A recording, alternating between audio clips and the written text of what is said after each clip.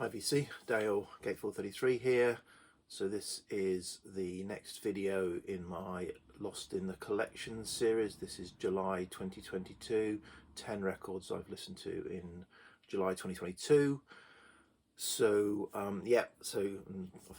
keep saying this, this is where I go back, pick records off the shelves that my listening spreadsheet says I haven't listened to for at least 5 years, and give them a spin and sort of make some notes about, did I reappraise them, did they go up or down or stay the same in my kind of enjoyment and ranking.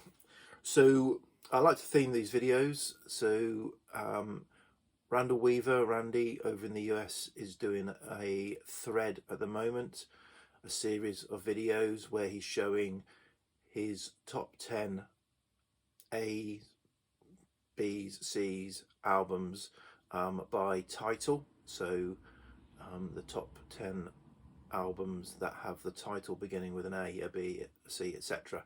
I can't commit to kind of jumping on that thread, unfortunately, at the moment. That's potentially 26 videos to commit to, and if I start I would want to finish. So what I've done is theming this month's Lost in the Collection is I sort of mashed it in with my Lost in the Collection, in that I'm showing 10 records where, so I've got a record where the title begins with A, B, C through to J. So at least I'm catching up, fast tracking up 10 letters, even though I'm not properly following the thread. Randy also has not included jazz in his, but there are some jazz records in here, so I've broken the rules as well as not followed the thread. So I've made notes. I didn't listen to these. I'm going to show these in alphabetical order. I didn't listen to them in alphabetical order. I'm not that sad. Well, I probably am, but I didn't listen to them in alphabetical order. I just sort of listened to them as I felt I wanted to listen to each record. So starting with first record, a record with a title that begins with A, and I went for June Tabor and Airs and Graces. So June Tabor, British folk singer from the 70s, was part of the Silly Sisters, as well as doing solo work. She's done lots of solo work. She seems to have she was a natural choice for an A, although this is my only vinyl record. I've got several of her CDs. This is the only vinyl record I have of hers. What I felt was, when I've been looking through her discography, is she tends to favour the letter A, and I did kind of have a quick look, and she's released 19 albums, of which 13 of the 19 the title starts with an A. So therefore she was a shoe-in for my A. So yeah, this came out the same year as the Silly Sisters album, 1976. This was her first solo album, I think. It's very traditional folk, some a cappella stuff on it, but really beautiful, sort of lovely minimal accompaniment, does it say who's on it? Nick Jones, who's an artist I also like, plays some instruments on it, guitar, fiddle, and some other people play, organ, Roxychord, whatever that is, bassoon, sopranino, etc., but quite subtle. So it's mainly focused around June Tabor's folk voice, and yeah, enjoyed this. Went up in my estimation. Right, B, and a complete change of gear here. This is back to late 90s trip hop light maybe, but trip hop, and an album that was really popular in the car at the time, and that is Morcheeba and Big Calm. So yeah, 1998. The C was certainly a big track, as was Blindfold and Let Me See. I think they were all singles off of this. They were quite big at the time. They kept going, and I think they've had different female vocalists, but Sky Edwards I think, left and has come back, but Sky Edwards was the kind of, you know, got quite a lot of airplay as well at the time. So yeah, I really enjoyed this. It's not my, you know, it's not the kind of, if you're going to play trip hop, it's not the definitive. You know, I'd probably go for Massive Attack or Portishead or something like that. But yeah, it's quite sort of, well, it's shown as trip hop, down tempo, soul, reggae, and it's kind of got some of those vibes going on it. So it's really nice summer listen. Yeah, interesting production. Yeah, so he says yeah. I think side A is probably the standout, and I enjoyed going back to it. So I've got to see, I had the CD since it came out. Okay, next up, favourite artist of mine. In I love people with a slightly different vocal, and that is Lee Hazlewood, and this is Cowboy in Sweden. So, you know, Lee Hazlewood, famous of Nancy Sinatra, and Lee Hazlewood, songwriter and arranger and producer for Nancy. You know, these boots are made for walking, through a lot of her other stuff, plus collaborations like Some Velvet Morning, which is a fantastic song. So yeah, kind of, and you know, that went on. Then he had some issues towards the end of the 60s. There was, I think, he and didn't want his son to get drafted, I think it was, and moved to Sweden to kind of with his son to avoid that. Set up at Lee Hazlewood Industries label, lots of kind of struggles. I've got a biography of him, which is really interesting, of somebody who kind of got to know him before, leading up to his death, which is I should have dug it out actually for this, but it's a really interesting book.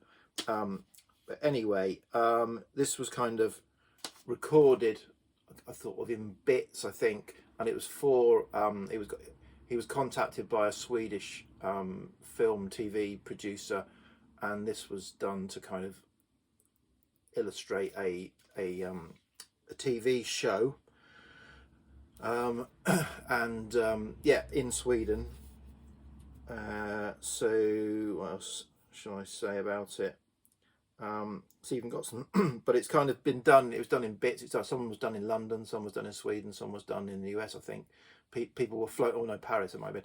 People were flown in from the US. People had used before in terms of kind of artists to play, session musicians, and it's got Nina Lizell is the Swedish artist who features in the film and is in sings on some of the songs, as well as Jane Hokum. So yeah, so it's a bit of a mishmash, but all kind of around that theme. This is a Light in the Attic reissue.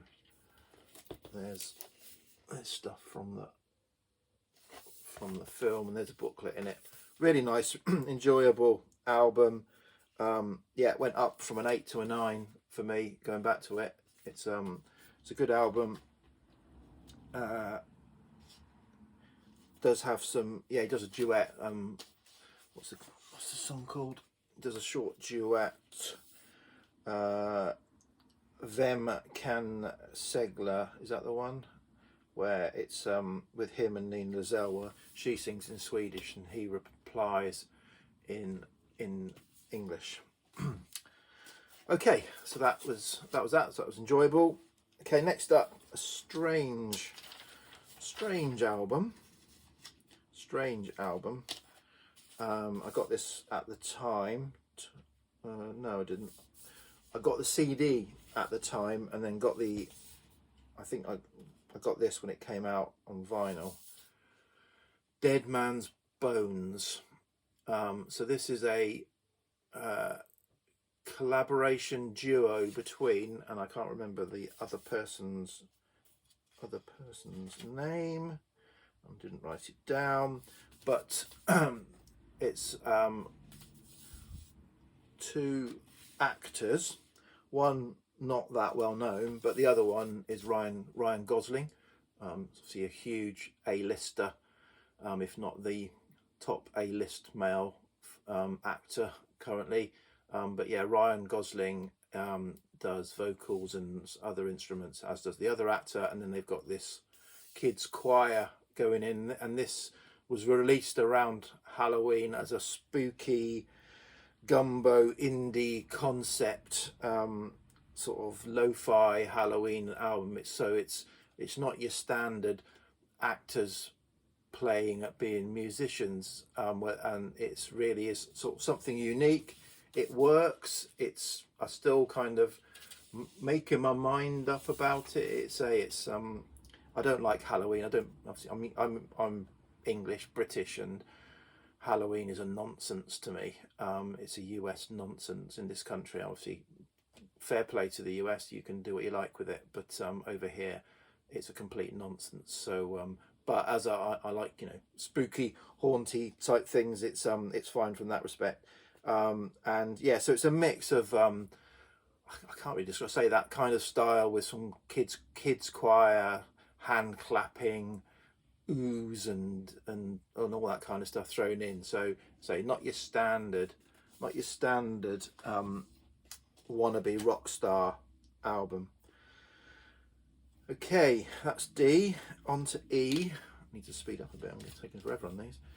Is this Country Joe and the Fish and Electric Music for the Mind and Body. So the E is Electric Music for the Mind and Body. This is 67. I think I wrote down for this a rather grandiose statement, that something like, as I was listening to it, certainly as I listened to the beginning of it, US psych classic, West Coast debut, nails the West Coast psych 67 sound, and I think it does. Certainly leading into the sort of first few tracks. It then gets a little bit, it's got a couple of long songs on each side that kind of, they're really interesting, almost meanders. Like I've written down meander, an interesting meander, and a few jams, but within it there's some sort of pop psych rock, you know, sort of classics in terms of nailing that 67 US West Coast sound, in my opinion. I think, you know, probably Surrealistic Pillow by Jefferson Airplane is probably the best album for doing that, but this is certainly close, I think. As somebody who knows nothing about the genre, so I hope Mazzy doesn't watch this video, he'll probably say, what are you talking about, you idiot? Yeah, so enjoyed this. Enjoyed the mix of, say, sort of fuzzy pop, psych pop rock, and sort of slightly longer jams and meanders. Worked well. Okay, F now. So this is a strange. So this is another one of those CDs from back in the day. I think it was 2000. It might have been. So the record is Evanescence and Fallen. So this is what, new metal, symphonic, goth, operatic, you know, symphonic sort of heavy rock, or I won't call it, it's not prog, that was popular around that time. And I kind of, because at that time I was buying classic rock prog magazines rather than the sort of magazines I'm buying now, I was kind of therefore kind of drawn into the articles and the music of that for a few years, and particularly the female led, as I said, symphonic, very dramatic, operatic almost. Not so much so Nightwish, I think, is one that springs to mind, but I was not particularly into Nightwish, which are they Finnish? I think they're Finnish. But the two that I was sort of into were Within Temptation, who are Dutch, and Lacuna Coil, who are Italian, and then kind of this Evanescence, Amy Lee. I think these are seen as like wannabes, wanting to get onto that scene. I think they were kind of, there was quite a lot of bad press, if you like bitchy press going on around the time that they weren't the real deal, and it was all about Amy and her image and all that kind of stuff, and there was bandit infighting and all that. I don't know about that. Anyway, this is, I think, their second album. I bought this off Amazon. I think I paid £15 for it, and then it arrived, and it's got like a craft knife has sliced a little bit of the cover here, so I've left it in the shrink just to kind of, you can see it better in the shrink there. So I kind of didn't reach the record, but I'd complained and they gave me, didn't even give me all my money back, they gave me half my money back or something like that. But anyway, I'm glad I kept it, because the sort of £7 or £8 that I paid for it, I think this goes for quite a lot of money now. But yeah, I played it. It's quite a flat pressing as well, in terms of, I don't mean flat as in physically flat, I mean flat as it's not very dynamic. So yeah, so I'm not sure whether I'm going to try and sort of cash in the £80 or £90 that this might go for, rather than keep something. I enjoy the music still, so I still enjoy the music, even though it's, you know, say, still not very well revered at all. And I think Amy Lee has subsequently, you know, turned out to not be that kind of, you know, egomaniac all about her. She's actually quite a sound person who does quite a lot of stuff. I think she put out an album for kids recently and stuff like that. So yeah, I think the press were kind of hyping it up, but enjoyed going back to it. It was what I remember, because I played it a lot in the car at the time on CD. So yeah, it was a nice kind of trip back into that type of music. But I think, you know, Within Temptation would be my kind of favourite of that kind of genre. Right, next up is G, and this is where we've got some jazz. So and this is Stan Getz, or Getz O Go Go is the title. So Stan Getz Quartet featuring Astrid Gilberto, recorded at the Greenwich Village Cafe O Go Go. Yeah, this is great. Just what you would want, late night jazz with obviously some Brazilian samba sort of, and vocals of Astrid Gilberto thrown into a few tracks, some classics, you know, Summertime, things like that, One Note Samba. So yeah, very enjoyable album. So okay, next up is H and Soul, and this is Osibisa and Happy Children. So yeah, so I've had several Osibisa albums over the years, and I've only kept their debut and this. I've sort of purged probably 4 or 5, the kind of bit samey, but I like their debut, and this one I really enjoy. I mean, Happy Children is quite a, you know, happy song that all the family can listen to. If you sorry, Happy Children's quite a nice song, and the rest of it's got some good vibe. When I was listening to this, I kept thinking, oh, it's meandering now, but then it would come back in, and it finishes with Fire, I think it is, or whatever. It finishes at the end, which is quite a strong song. So yeah, enjoyed it. So, you know, it's not the Fire. It's not the not seen as one of their best, but I think for me it's their second best after their debut. The others I've had and not kept. So yeah, it's all right in small doses, I think I would say, Osibisa. I wouldn't want to be playing all of their albums back to back, but it's got lots of sort of stuff going on, a mix of sort of African and well, I think there was Africans who came over to the UK, wasn't it, Osibisa? Okay, 2 to go. Next is I, and I think it was James Griffiths, or was it? No, it might have been Richard McCook. No, Richard McCook, wasn't it? Who ranked his Richard McCook ranked his Led Zeppelin albums, and he mentioned, I think, that James Griffiths had talked about the synthy nature of this album, In Through the Outdoor. So I thought it's one I'd sort of say. I don't play Led Zeppelin very often. We're nearly 20 minutes. I'm not going to go into the story. I'll do it another day. I don't play Led Zeppelin very often, and if I do, I don't often, or if ever, reach for this. But on the back of kind of hearing all that, I thought I'll give it another go, and I really enjoyed it. This is a nice original UK. Yeah, I really enjoyed it. Going back to it, and yes, it's got a bit of synth in it. It's not straight, but I've written solid. It's a solid rock album. Great start, interesting production. some of it meanders. I think this first track on side 2 meanders a bit, but then I think the synth comes in and saves it, actually, would be my view. The synth actually comes in and saves it as a bit of interest, and then it kind of side B finishes quite strongly. So yeah, so enjoyed this, and would definitely spin it again, you know, sooner than 5 years. Although, as I say, I don't tend to, you know, it's all about expanding my music, which is, I say, it's for another day. That I'm not going to delve into it because I'm already at 20 minutes. Resist. Okay, and then the final one.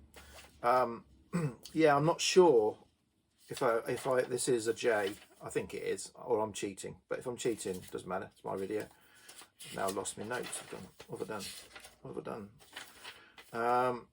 So this is, here we go, an artist that I'm not even going to try and pronounce. If anyone wants to have a go at that, have a go.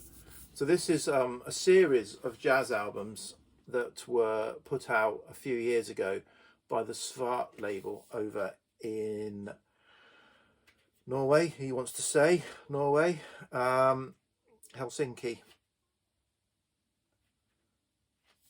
and that's Finland, isn't it? It's Finland. I mean Finland. Sorry, brain fart there. And put Svart label, which is in Finland. Yeah, it's a Finnish label. And I picked up this one, but they put out a series of jazz albums that were sessions recorded at the Liisankartu studios in Helsinki, Finland. Oh yes, there's Finland there. There you go. That saved me, although I'll save myself. And so yeah, this is J because it's jazz Lisa 2. Although you could, you know, you can't quite get the title. Anyway, it's jazz, 3 tracks, live in the studio, radio, sort of small audience, recorded. There was a series, there were 2 box sets, I think 2 box sets, at least 1 box set came out about this, and I enjoyed this and was going to buy them, and I never did, and I wish I had probably a bit, but so you can't buy everything, and it was kind of back in the day when actually shipping from Europe wasn't that bad. Now it's nearly, well, it's getting on towards shipping from the US, which is prohibitive. So yeah, so really good. It's sort of jazz rock. I think the opening track is a bit more jazz rock, so it's got electric guitar on it, electric piano, so which I think is the it's Fender, so it's 1973, so it's electric guitar, Fender Rhodes, jazz. So yeah, enjoyable. The first side has got a couple, you know, there's a bit more avant-garde, a bit more kind of out of the ordinary, but on side, the Lisa song on side 2, 1 track, is very in sort of very mellow jazz, real kind of nice groove on that. So yeah, enjoyable. As I say, kind of wish I bought them all, but glad I got this one. So that's it, 23 minutes of ramble. So that's July. I'll think of a theme for August and pick out 10 more records to go back to. Right, I'm really behind on videos. I might do it's Friday, I've got a day off, I've got this out of the way, I've got to go to the post office in a minute. When I get back, I might do some more videos, some finds to clear some space on the shelves. There's a record fair tomorrow that I might go to if I can get the car. So yeah, so if I'm going to be buying more records, I need to find some space in the inbox for some records. Okay, VC, cheers, bye.